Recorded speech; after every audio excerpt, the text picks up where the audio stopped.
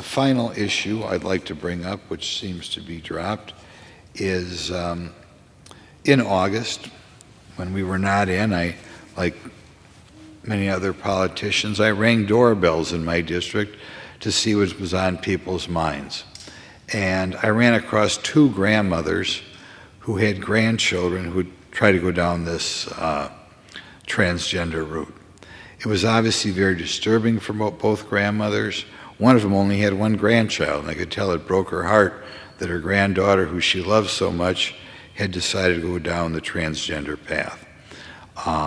This is obvious that we have far more of this than we had when I was a child, and most people who have what they call gender dysphoria will grow out of it. Unfortunately, we have a policy right now pushed by the Department of Education in which we have to, I would say, encourage or tell people that this is an acceptable way to behave.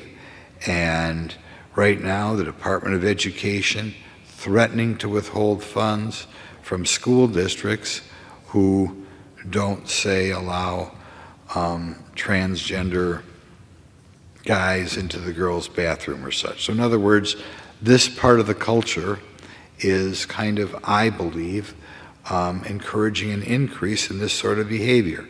It's not something that affects many Americans, but if it affects Americans like the grandmothers I talked to, it is devastating.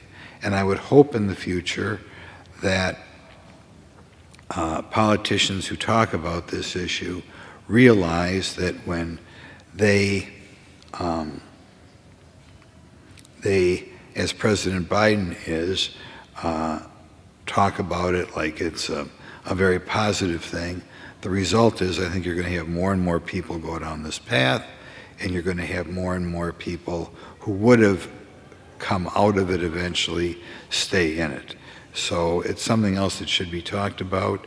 And is the reason we have such a big increase in transgenderism is because it was always there, or is it because our culture is making it a more permissive lifestyle, and as the result encouraging children to go down this path?